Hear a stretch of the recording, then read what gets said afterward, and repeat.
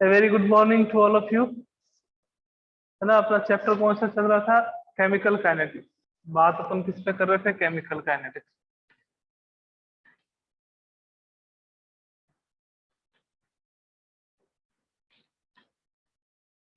Chemical kinetics है ना, किसके बारे में एक्सप्लेन करती है? सब चीजें अपने को पता है। जनरली अगर देखें शॉर्ट में तो रेट ऑफ रिएक्शन के बारे में, रेट ऑफ रिएक्शन के बारे में, और कौन कौन से फैक्टर जो है इसको अफेक्ट करते हैं, factor affecting rate of reaction. इन दो चीजों के बारे में ये एक्सप्लेन करती है, rate of reaction, factor affecting rate of reaction and the reaction mechanism. है ना, रेट ऑफ रिएक्शन क्या होती है अपन देख चुके हैं। ठीक है ना, इसके साथ साथ कौन कौन से फैक्टर जो है जनरली इसको अफेक्ट करते हैं वो भी अपन देख चुके हैं। कौन कौन से फैक्टर थे आपके पास? Concentration of reactant, temperature, catalyst, है ना, उसके बाद सनलाइट और नेचर ऑफ रिएक्टेंट, ये सारी चीजें अपन देख चुके हैं। तो आज की क्लास में अपन क्या बात करेंगे कि रेट ऑफ रिएक्शन जो है उसकी यूनिट क्या होती है और रेट कांस्टेंट की यूनिट क्या होती है उसको अपन देखेंगे। तो आइए बात करते हैं unit of rate of reaction. Unit of rate of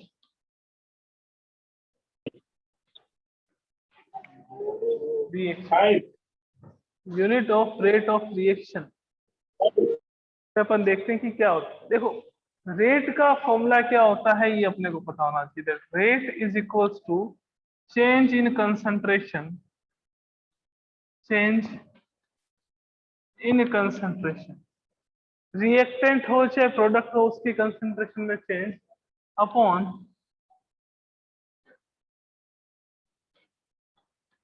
change in time. Change in concentration of reactant और प्रोडक्ट अपॉन क्या आ जाता है आपके पास? चेंज इन टाइम आ जाता है। ठीक है, अब देखो बेटा, कंसंट्रेशन इसको यूं भी लिख सकते हैं, कंसंट्रेशन अपॉन आपके पास क्या आ गया? टाइम। अब कंसंट्रेशन की यूनिट आपको पता है क्या होती है? कंसंट्रेशन की यूनिट आ जाती है मोल अपॉन लीटर। ये आपके पास कंसंट्रेशन की यूनिट होगी। मल्टीप्लाई किससे कर दो आप? इसको टाइम से कर दो। तो रेट ऑफ रिएक्शन जो है उसकी यूनिट क्या आ जाती है? दैट रेट ऑफ रिएक्शन की यूनिट आ जाएगी मोल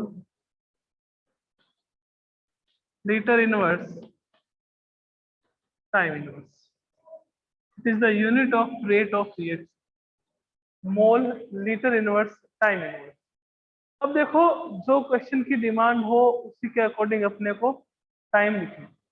क्वेश्चन में अगर टाइम दे रखा हो मिनट्स में तो अपन मिनट इनवर्स लिखेंगे, सेकंड में दे रखा हो तो सेकंड इनवर्स लिखेंगे, आर दे रखा हो तो आर इनवर्स लिखेंगे, ईयर दे रखा हो ईयर इनवर्स लिखेंगे। इस कहने का मीनिंग क्या है कि जब तक आपको क्वेश्चन ये डिमांड नहीं करता कि आप आंसर जो है वो क्वेश्चन में जो टाइम है वो मिनट में गिवन है, आंसर आप सेकंड में दो या आंसर आप आर में दो, तो अगर ये जब तक मेंशन नहीं करा होता तब तक अपने को टाइम को चेंज नहीं करना।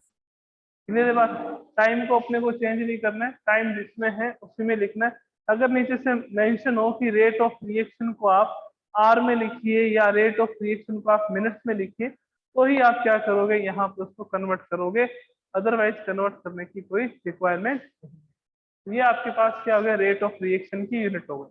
आगे चलते हैं, नेक्स्ट देखते हैं रेट कांस्टेंट क्या होता है। What is the rate constant? वैसे बताया था मैंने आपको जब मैंने effect of concentration of reactant करवाया था, उस समय मैंने आपको बताया था कि रेट कांस्टेंट क्या होता है। एक बार दोबारा देख लेते हैं। क्या आपके पास कोई केमिकल रिएक्शन है लाइक ए प्लस बी से किसका फॉर्मेशन हो रहा है? C plus B. A plus B से किसका फॉर्मेशन हो रहा है? सी प्लस सी का। मैंने कहा इस रिएक्शन के लिए आप रेट लिखो तो आप कहोगे कि sir rate is directly proportional to the concentration of reactant. ये आपने बताया था कि that rate is directly proportional to the concentration of reactant. या फिर आप क्या लिखोगे कि जैसे ही आप कांस्टेंट डायरेक्टली प्रोपोर्शन का साइन हटाते हो वहां पे क्या आ जाता है? Constant. Constant concentration of A and concentration of, rate is equals to constant concentration of A और कंसंट्रेशन ऑफ बी। इस के को अपन क्या कह देते हैं, K is known as rate constant, rate constant और वेलोसिटी कांस्टेंट, रेट कांस्टेंट और वेलोसिटी कांस्टेंट कह देते हैं इसको ना, रेट कांस्टेंट और वेलोसिटी कांस्टेंट। एक स्पेसिफिक कंडीशन आ जाती है कि if concentration of A is equals to concentration of B is equals to 1, यानी कि आपके पास जो कंसंट्रेशन है A और B की, उसको अगर 1 कंसीडर करें या इन दोनों की कंसंट्रेशन 1 हो जाती है, तो उस समय जो रेट है वो किसके इक्वल होगी, K। At that time rate of any chemical reaction is equals to the rate constant. Okay, तो अब इस K को अपन क्या कहेंगे, specific rate constant, specific rate constant और specific velocity constant. Specific rate constant और अपन इसको क्या कह देंगे, स्पेसिफिक वेलोसिटी कांस्टेंट। ये आपके पास आ गया। अब के आ गया, ये बहुत इंपॉर्टेंट रोल है के का। केवल कोई भी आगे केमिकल रिएक्शन देखेंगे, जीरो ऑर्डर क्या होता है, फर्स्ट ऑर्डर क्या होता है, उसके लिए रेट कांस्टेंट के अपन मैथमेटिकल एक्सप्रेशन या मैथमेटिकल डेरिवेशन भी देखेंगे। तो हर एक ऑर्डर की रिएक्शन के लिए के की वैल्यू क्या होगी, डिफरेंट होगी, मीन्स के की यूनिट डिफरेंट होगी। तो के की यूनिट कैसे देखते हैं, आइए के की यूनिट कैसे कैलकुलेट करते हैं वो देख लेते हैं अभी अपन। यूनिट ऑफ के यानी कि रेट कांस्टेंट, अच्छे से समझना क्योंकि अपने काम में तो जो फॉर्मूला है वो आने वाला है। Unit of rate constant, unit of rate constant ना, यूनिट ऑफ रेट कांस्टेंट। आइए देखते हैं कि इसकी यूनिट जो है वो अपन कैसे कैलकुलेट करते हैं। आपके पास कोई केमिकल रिएक्शन है, उस केमिकल रिएक्शन में आपके पास जैसे ए है प्लस बी है प्लस सी है, इससे किसका फॉर्मेशन हो रहा है, प्रोडक्ट। इससे किसका फॉर्मेशन हो रहा है, प्रोडक्ट। मैंने कहा इस रिएक्शन के लिए रेट जो है वो क्या होगी, sir rate is directly proportional to the concentration of A की पावर ए। जो ये आगे नंबर ऑफ मोल्स है ना बच्चों, ये हमेशा कहाँ जाते हैं, पावर। जो आगे नंबर ऑफ मोल्स है वो हमेशा कहाँ जाएंगे, पावर। तो कंसंट्रेशन ऑफ ए की power A, concentration of B की पावर बी, और कंसंट्रेशन ऑफ सी की पावर आपके पास क्या आ जाएगा, सी। ये जो डेरिवेशन अपन कर रहे हैं ना, अपने वो उसको रखने की रिक्वायरमेंट है। अब मैं आपके सामने सीधा अगर फॉर्मूला लिख देता हूँ कि देख this is the formula of unit of rate constant, तो क्वेश्चन मार्क आ जाता है कि कहाँ से आए, है ना। तो अपन ये देख रहे हैं कि जो के की यूनिट का फॉर्मूला है वो कहाँ से आया, उसके लिए डेरिवेशन देख रहे हैं। ऐसा नहीं कि मैं डेरिवेशन करा रहा हूँ तो आपको रटना ही पड़ेगा इसको, ना इसको समझ लो, समझ के इस पे क्रॉस मार देना। अपने को तो क्या चाहिए, अपने को तो फॉर्मूला चाहिए। जो फॉर्मूला है उस पर गौर करना है, ना कि इस डेरिवेशन। बस हाँ एक बार समझ लेना है ना कि कैसे आता है, कि इन फ्यूचर कभी आपको कोई प्रॉब्लम नहीं है। रेट जो है वो इज इक्वल्स टू क्या हो जाएगा आपके पास, की ए की पावर ए, बी की पावर बी एंड सी की पावर सी। ओके, अब concentration of A equals to कर दें कंसंट्रेशन ऑफ बी के, और इक्वल्स टू कर दें कंसंट्रेशन ऑफ सी। आपको पता ही होगा मैथ का सिंपल रूल है कि अगर आपके पास बेस सेम हो तो पावर हमेशा क्या हो जाती है, ऐड हो जाती है। पावर हमेशा क्या हो जाती है, ऐड हो जाती है अगर बेस सेम हो। मैंने कहा तीनों की कंसंट्रेशन एक दूसरे के इक्वल कर देते। Concentration of A is equals to concentration of B is equals to concentration of C. तो आपके पास क्या आएगा कि सर हमारे पास आ जाएगा rate is equals to K concentration की power A plus B plus C. Concentration की पावर क्या हो गया आपके पास, ए प्लस बी प्लस सी। अब ये देखिएगा रेट जो है उसका फॉर्मूला क्या होता है, रेट का फॉर्मूला होता है concentration upon time is equals to K concentration की power A plus B plus C. Concentration की पावर क्या आ गया, A plus B plus C. कि sir A plus B plus C क्या है, नंबर ऑफ मोल्स है रिएक्टेंट के, और नंबर ऑफ मोल्स हमेशा कहाँ जाते हैं, पावर में। लाइक अगर मैं यूं लिख दूं कि H2 प्लस I2, तो इससे किसका फॉर्मेशन हुआ, 2HI का। रिएक्टेंट को कौन से लोग हैं, ये वाले, तो हाइड्रोजन के कितने मोल है, 1, और आयोडीन के कितने मोल है, 1। तो ए और बी की वैल्यू क्या हो जाएगी, 1 एंड 1। ओके, तो concentration upon time is equals to K multiply by concentration की power A plus B plus C. आपको किसकी यूनिट देखनी है, सर हमें के की देखनी है। मैंने कहा देख लो, कोई दिक्कत वाली बात नहीं है। के की यूनिट देखनी, तो K is equals to concentration upon concentration की power A plus B plus C multiply क्या आ जाएगा आपके पास, टाइम। कंसंट्रेशन अपॉन कंसंट्रेशन की power A plus B plus C multiply किससे कर दोगे आप, टाइम से कर दो। अब एक बात बताओ, यहाँ पे भी कंसंट्रेशन, यहाँ पे भी कंसंट्रेशन, यहाँ कंसंट्रेशन की पावर कितनी के, सर 1। कि सर कैसे पता चला, मैंने कहा यहाँ 0 थोड़ी लिखा है, पावर होता तो मेरे को लिखना पड़ता 2 3 4 5। तो ये कंसंट्रेशन की पावर कितनी है, 1। ये कंसंट्रेशन की पावर कितनी है, ए प्लस बी प्लस सी। अगर मैं इस कंसंट्रेशन को ऊपर लेके जाऊंगा, तो ये जो ए प्लस बी प्लस सी है किस में आ जाएगा, माइनस में आ जाएगा। क्योंकि अगर आप इसको ऊपर लेके जाते हो या इसको नीचे लेके आते हो, तो इनकी पावर का साइन क्या हो जाता है, चेंज हो जाता है। तो K इक्वल्स टू क्या आएगा आपके पास, K इक्वल्स टू कंसंट्रेशन की पावर 1 माइनस ए प्लस बी प्लस सी अपॉन क्या आ गया अपने पास, टाइम आ गया। अपॉन क्या आ गया, टाइम। यहां तक अगर समझ आ गया हो तो एक बार हैंड रेज कर दीजिए जल्दी से, फिर अपन चलते हैं आगे। यहाँ तक अगर कोई डाउट नहीं है तो जल्दी से अपना हैंड रेज कर दीजिए कि सर यहाँ तक क्लियर है जो भी चीजें हैं।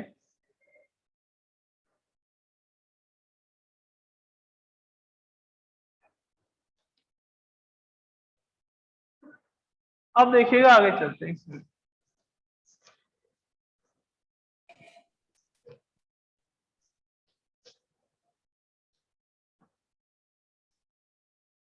K इज इक्वल्स टू क्या आ गया, कंसंट्रेशन की पावर 1 माइनस ए प्लस बी प्लस सी अपॉन अपने पास क्या आ गया, टाइम। तो एक बात बताओ कि जो कंसंट्रेशन है उसका फॉर्मूला क्या होता है, कि सर कंसंट्रेशन का फॉर्मूला होता है मोल अपॉन लीटर। कंसंट्रेशन का फॉर्मूला क्या होता है, मोल अपॉन लीटर। तो कंसंट्रेशन का जो फॉर्मूला है वो यहाँ अप्लाई कर दीजिए, तो K इक्वल्स टू क्या आएगा, मोल अपॉन लीटर। अब देखिएगा, थोड़ा ध्यान में रखिएगा, इसकी पावर कितनी आएगी, 1 माइनस ए प्लस बी प्लस सी, ये इसकी पावर आएगी, है ना। क्योंकि कंसंट्रेशन पे आपके पास पावर क्या है, 1 माइनस ए प्लस बी प्लस सी। तो मोल अपॉन लीटर कंसंट्रेशन की यूनिट होती है। इनकी पावर भी क्या हो जाएगी, 1 माइनस ए प्लस बी प्लस सी, और मल्टीप्लाई करोगे किससे, आप टाइम के साथ, 1 अपॉन टाइम, है ना। बिकॉज टाइम यहाँ पे नीचे था डिवाइड में, तो यहाँ पे भी आपके पास क्या आएगा, 1 अपॉन टाइम। अब देखिएगा कि K इक्वल्स टू आपके पास ये जो है वो यूनिट आ जाएगी रेट कांस्टेंट। मोल की पावर कितनी है, कि सर मोल की पावर है 1 माइनस ए प्लस बी प्लस सी। मोल की पावर कितनी है, 1 माइनस ए प्लस बी प्लस सी। लीटर की पावर, मैं लीटर को ऊपर ही लिख रहा हूँ, लीटर को मैं ऊपर लेके जा रहा हूँ। लीटर को मैं ऊपर लेके जाऊंगा तो ये ए प्लस बी प्लस सी जो माइनस में था, ये किस में हो जाएगा आपके पास, प्लस में हो जाएगा। तो लीटर ए प्लस बी प्लस सी माइनस में क्या आ गया आपके पास, 1। ओके, और टाइम को ऊपर लेके जाऊंगा तो ये आपके पास क्या हो गया, टाइम। तो अपने को तो ओनली एंड ओनली क्या करना है, इस जो ये फॉर्मूला जो बॉक्स में बंद करा है मैंने, इसको दिमाग में रखना है हमेशा कि K इक्वल्स टू क्या होता है, मोल 1 माइनस ए प्लस बी प्लस सी लीटर ए प्लस बी प्लस सी माइनस 1 और टाइम इनवर्स। सब कईयों के दिमाग में आ रहा होगा कि sir A plus B plus C क्या है, तो A plus B plus C क्या है, moles of reactant. A plus B plus C is equals to moles of reactant, number of moles of reactant, कितने मोल्स हैं। अपन धीरे धीरे जब आगे चलेंगे चैप्टर में तो आपको ये A प्लस बी प्लस सी की वैल्यू भी है वो पुट करना आ जाएगी, और आप कोई भी आपके पास इक्वेशन हो, आपको अगर उसका ऑर्डर पता हो तो आप इजीली क्या कर सकते हो, के की यूनिट कैलकुलेट कर बता सकते हो।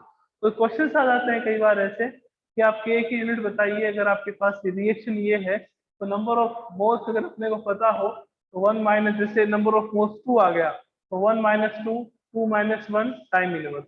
नंबर ऑफ मोल 1 आ गया तो 1 minus 1, 1 minus 1 time inverse. Number of moles 0 आ गया, 1 माइनस 0, 0 माइनस 1 और टाइम इनवर्स। तो के की यूनिट का जो फॉर्मूला है वो ये होता है। आया कहाँ से, ये छोटी सी डेरिवेशन थी, आपको भी क्लियर रहे कि फॉर्मूला ड्राइव कैसे हुआ। यूं नहीं है कि सर ने क्या करा, फॉर्मूला लिख दिया और हटवा दिया अपने को, ऐसा नहीं होना चाहिए।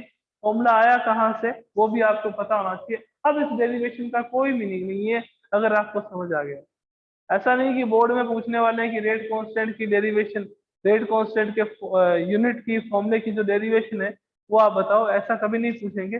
बट जो यूनिट का जो फॉर्मूला है ये कई बार पूछते हैं, है ना। तो ये अपने को दिमाग में होना चाहिए, आया कहाँ से वो भी दिमाग में होना चाहिए, उसकी कोई प्रॉब्लम नहीं है अगर भूल जाओ तो। पर एक बार समझ लिया तो बहुत अच्छी बात। ओके, चलते हैं आगे नेक्स्ट पे। कि सर इसका यूज बता दो, इसका अभी देख लेते हैं थोड़ी देर में ही इसका यूज भी अपन, कि क्या यूज है इसका।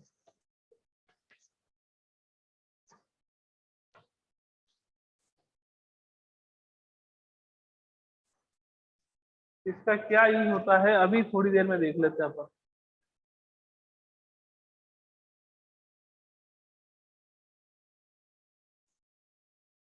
नेक्स्ट देखिएगा, नेक्स्ट टॉपिक है order of reaction. Order of reaction,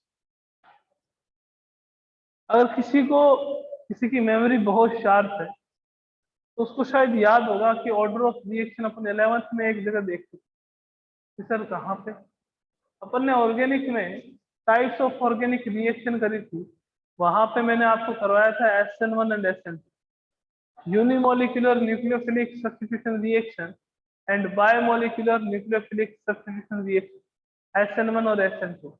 मैंने कहा SN1 को SN1 क्यों कहते हैं, SN2 को SN2 क्यों कहते हैं, बिकॉज SN1 में ऑर्डर ऑफ रिएक्शन कितना होता है 1, और SN2 में ऑर्डर ऑफ रिएक्शन क्या होता है 2। तो सर होता क्या है ऑर्डर ऑफ रिएक्शन, तो ऑर्डर ऑफ रिएक्शन की अगर बात करें कि that what is the order of reaction, तो ये कुछ नहीं है, बहुत इजी, बहुत ही इजी डेफिनेशन है। क्या है सर, तो देखो इक्वेशन से आपको एक्सप्लेन कर कि आपके पास आ गया एक्स ए प्लस वाई बी से किसका फॉर्मेशन हुआ, प्रोडक्ट, किसका फॉर्मेशन हुआ, प्रोडक्ट का। तो मैंने कहा इस रिएक्शन के लिए अगर अपन यूं लिखें कि rate is equals to K A की पावर एक्स और बी की पावर आपके पास क्या हुआ, ऐसे लिखोगे इसको, ए की पावर एक्स और बी की power Y, rate is equal to K A की पावर एक्स बी की पावर वाई। तो ऑर्डर ऑफ रिएक्शन क्या होगा, order of reaction is equals to sum of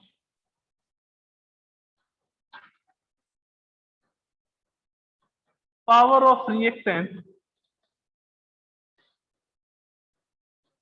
power of reactant which concentration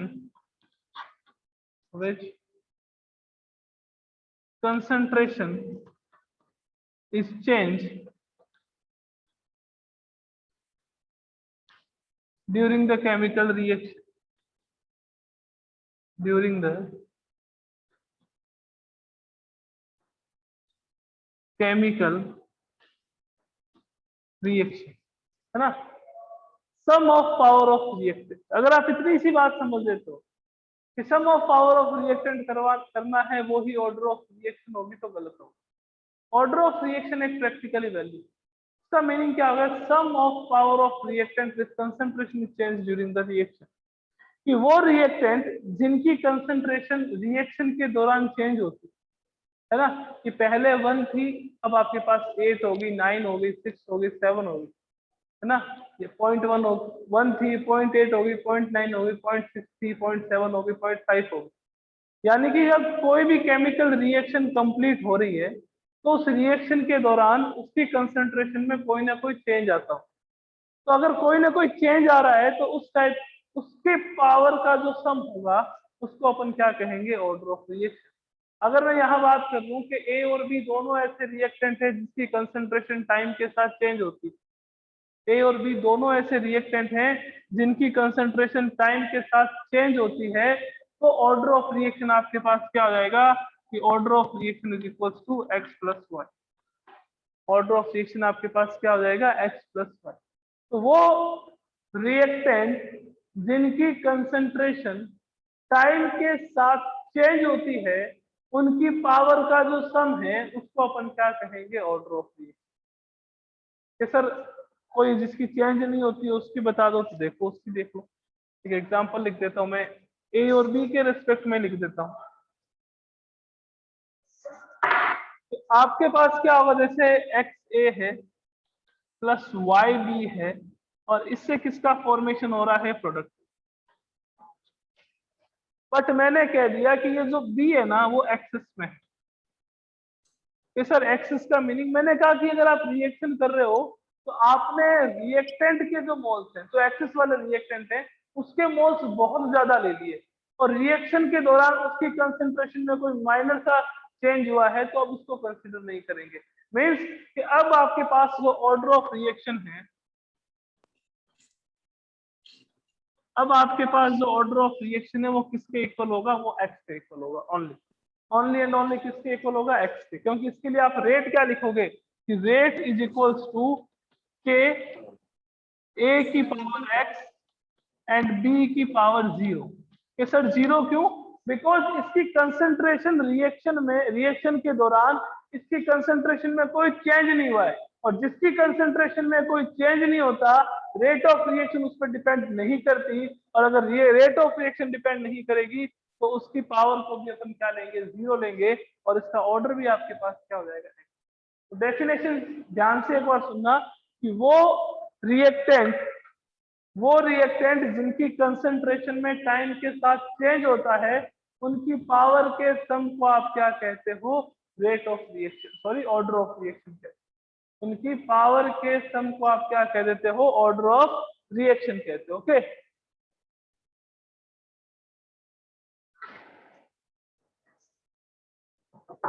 एक ये practically value है, ये ध्यान में रखना ना, ये कोई थ्योरेटिकल वैल्यू नहीं है कि आपके पास जैसे सीधा सा 1 मोल इसका दे रखा हो, 1 मोल इसका दे रखा हो, मैं कर दिया सर ए की पावर 1 बी की पावर 1, 1+1 ऑर्डर कितना आ गया, है ना।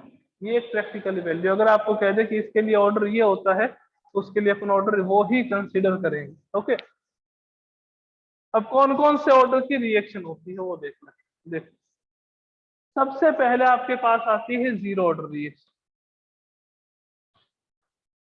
जीरो ऑर्डर रिएक्शन,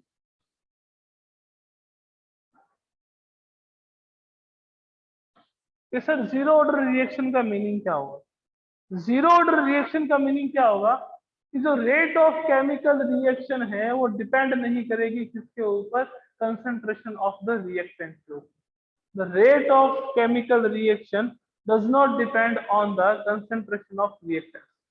रिएक्टेंट की कंसंट्रेशन पर रेट ऑफ रिएक्शन क्या नहीं करती, अगर डिपेंड नहीं करती है तो उसको अपन कौन से ऑर्डर की रिएक्शन कहते हैं, जीरो ऑर्डर की। कि सर कुछ एग्जांपल्स देखो, फॉर एग्जांपल आपके पास है H2 प्लस Cl2, इससे आप अगर 2HCl का फॉर्मेशन कराओ तो जब तक यहाँ आप सनलाइट की प्रेजेंस नहीं ले लेते, किसकी प्रेजेंस नहीं ले लेते, सनलाइट की प्रेजेंस नहीं ले लेते, तब तक HCl का फॉर्मेशन नहीं होगा। चाहे आप 1 मोल ऑफ हाइड्रोजन और 1 मोल ऑफ क्लोरीन ले लो, और चाहे आप 100 mole of hydrogen and 100 mole of chlorine ले लो।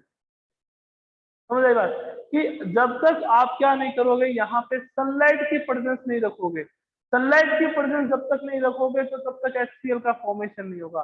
तो कहने का मीनिंग क्या हुआ कि the formation of HCl is depend on the sunlight.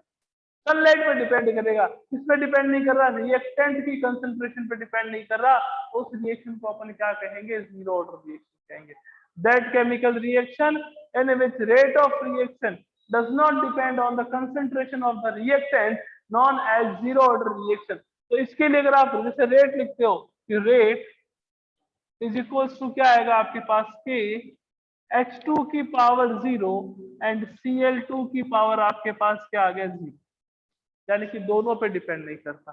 तो ऑर्डर लिखोगे इसका वो क्या आएगा कि सर ऑर्डर तो फिर 0 आ जाएगा, 0 + 0 तो वो आपके पास क्या आ जाएगा 0 आ जाएगा। ऑर्डर क्या आ जाएगा अपने पास 0 आ जाएगा, बिकॉज ना तो हाइड्रोजन की कंसंट्रेशन पे डिपेंड कर रहा है और ना ही क्लोरीन की कंसंट्रेशन। दोनों की ही कंसंट्रेशन पे रेट ऑफ रिएक्शन डिपेंड नहीं कर रही। दोनों की पावर आपके पास क्या होगी 0 होगी और 0 + 0 आपके पास क्या होता है 0। तो इस रिएक्शन को अपन क्या कहेंगे, जीरो ऑर्डर रिएक्शन कहेंगे। कौन सी रिएक्शन कहेंगे, जीरो ऑर्डर। कि सर अभी आपने के बताया था फॉर्मूला यूनिट का कैसे कैलकुलेट करते हैं। तो देखो के लिए क्या बताया था कि के इक्वल्स टू क्या होता है, आपको कह दे कि जीरो ऑर्डर के लिए, आपको कह दे जीरो ऑर्डर के लिए रेट कांस्टेंट की यूनिट बताओ क्या होगी। तो के इज इक्वल्स टू क्या आ गया आपके पास, मोल 1 - A + B + C है ना, लीटर A + B + C -1 और आपके पास क्या आएगा टाइम इनवर्स। ये आएगा के की यूनिट का फॉर्मूला। अब देखो H2 और Cl2 दिखते कितने हैं कि सर 1 मोल ऑफ हाइड्रोजन है 1 मोल ऑफ क्लोरीन है। और उस समय क्या करेंगे कि सर ने बताया था हमें कि आपको क्या करना है, A + B + C क्या है, मोल्स ऑफ रिएक्टेंट। तो बच्चा वो ही मोल्स लेने हैं जिसकी कंसेंट्रेशन में चेंज हो रहा हो, वो ही मोल्स लोगे जिसकी कंसेंट्रेशन में क्या हो रहा हो, चेंज हो रहा हो। यहाँ पे ना तो हाइड्रोजन की कंसेंट्रेशन में चेंज हो रहा है ना क्लोरीन की कंसेंट्रेशन में चेंज हो रहा है। मीन्स कि A + B + C का जो सम है वो आपके पास कितना आ गया 0। अब ये मत कहना कि सर यहाँ पे थर्ड तो कोई है ही नहीं, है ना, अपन A + B + C उसके रेस्पेक्ट में देख रहे हैं। A + B + C का सम कितना आ गया आपके पास 0 आ गया, तो वहां पे वैल्यू पुट कर दीजिए। तो क्या आएगा आपके पास, K is equals to mole 1 - 0 litre 0 - 1 एंड आपके पास क्या आएगा टाइम इनवर्स। तो K का क्या आ जाएगा फॉर्मूला आपके पास, K equals to mole litre inverse और आपके पास क्या आएगा time inverse. K is equals to mole litre inverse time inverse. अब ये याद रखने की जरूरत नहीं है अगर वो फॉर्मूला अपन को दिमाग में, अपने दिमाग में अगर ये फॉर्मूला है तो इसकी कोई रिक्वायरमेंट नहीं है ना। K is equals to mole 1 - A + B + C litre A + B + C -1 और टाइम इनवर्स। अब A + B + C का सम कितना है 0, किसके लिए, जीरो ऑर्डर रिएक्शन के लिए। तो जीरो ऑर्डर के लिए रेट कांस्टेंट की यूनिट क्या आ गई आपके पास, mole litre inverse time inverse. तो जीरो ऑर्डर रिएक्शन का मीनिंग क्या हो गया कि रेट ऑफ रिएक्शन रिएक्टेंट की कंसेंट्रेशन पे डिपेंड नहीं करती है, तो उसको अपन क्या कहते हैं, जीरो ऑर्डर रिएक्शन। ठीक है ना, डिपेंड नहीं करती है। तो रिएक्शन की जो रेट है वो किस पे डिपेंड करेगी, यहाँ पे डिपेंड करेगी सनलाइट। जैसे ही सनलाइट मिलेगी वैसे ही किसका फॉर्मेशन होगा, हाइड्रोजन क्लोराइड का HCl। ओके चलिए नेक्स्ट फर्स्ट ऑर्डर।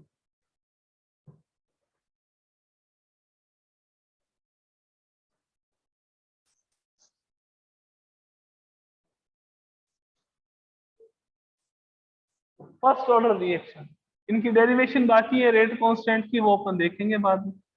पहले आपको बता दूं कि ऑर्डर जनरली कितने टाइप का होता है और अपने सिलेबस में जीरो और फर्स्ट ऑर्डर के रेट कांस्टेंट की डेरिवेशन है ना।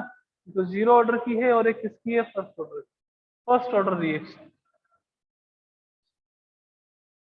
देखो, जीरो ऑर्डर की बात करें बच्चों तो जीरो ऑर्डर में आपके पास क्या होगा कि जैसे ये कोई रिएक्टेंट है और आपके पास ये प्रोडक्ट का फॉर्मेशन हो रहा है एक्स का, तो इसके लिए अपन क्या लिखेंगे, dx/dt इज इक्वल्स टू आपके पास क्या आ जाएगा k और a की पावर आपके पास क्या आ जाएगा 0। a की पावर आपके पास क्या आ जाएगा 0। a की पावर 0 का मीनिंग क्या हो गया कि रिएक्टेंट की कंसेंट्रेशन पे रेट ऑफ रिएक्शन डिपेंड नहीं करती। ये आपके पास क्या होगी बच्चों, ये है रेट ऑफ रिएक्शन। ये क्या है आपके पास, रेट। क्या सर रेट कैसे है, मैंने कहा रेट का फॉर्मूला क्या होता है, change in concentration upon change in time. ये क्या है चेंज इन कंसंट्रेशन, ये क्या है change in time. Change in concentration किसकी है, प्रोडक्ट की, अपॉन चेंज इन टाइम, तो आगे साइन किसका रहेगा, प्लस का। अगर आप रिएक्टेंट का लिख देते तो साइन किसका आ जाता, माइनस का। तो dx अपॉन dt यानी कि रेट जो है वो रिएक्टेंट की कंसंट्रेशन पे डिपेंड नहीं करती, तो पावर कितना आ गया आपके पास, जीरो आ गया। पावर जीरो आ गया तो आप इसकी भी देख सकते हो, और इसको जीरो ऑर्डर रिएक्शन कहते हैं। फर्स्ट ऑर्डर रिएक्शन में क्या होता है देखो, फर्स्ट ऑर्डर रिएक्शन में जैसे आपके पास ये ए है, इस ए से किसका फॉर्मेशन हुआ, एक्स का फॉर्मेशन। एक्स आपके पास क्या है, प्रोडक्ट है, तो जो dx अपॉन dt है यानी कि change in rate of reaction, change in rate of reaction जो है वो किस पे डिपेंड करती है, रिएक्टेंट की कंसंट्रेशन के first power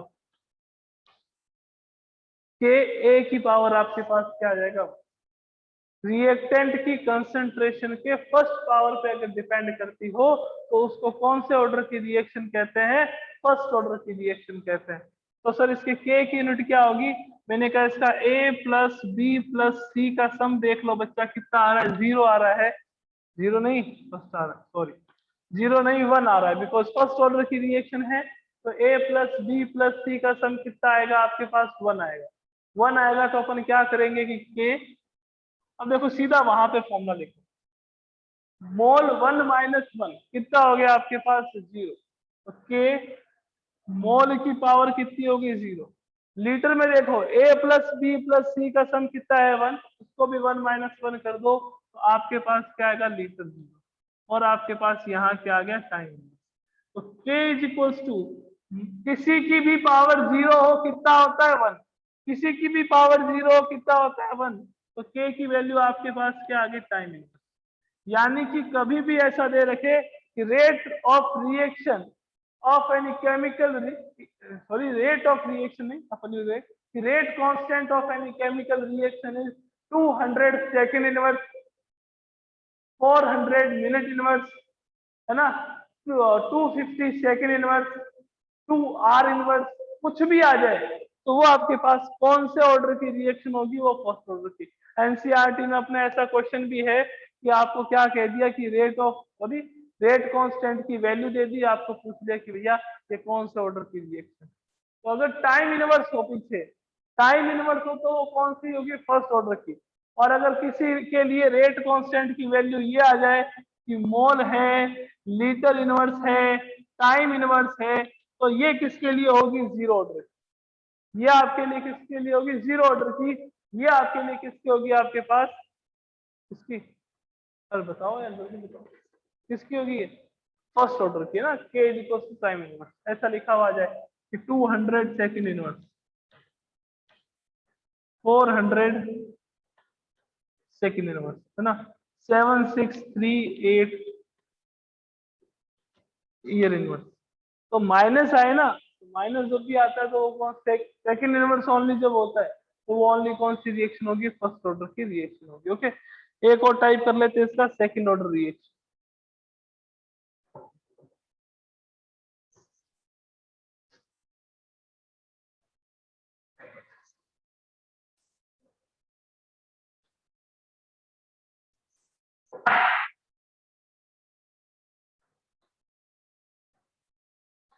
second order reaction, second order reaction का मीनिंग क्या हो गया, that rate of reaction dx upon dt is equals to होगा k की पावर, k a की पावर 2, यानी कि सेकेंड पावर के directly proportional. Rate of reaction is depend on the second power of the reactant, तो उसको अपन क्या कहेंगे, सेकेंड ऑर्डर रिएक्शन कहेंगे।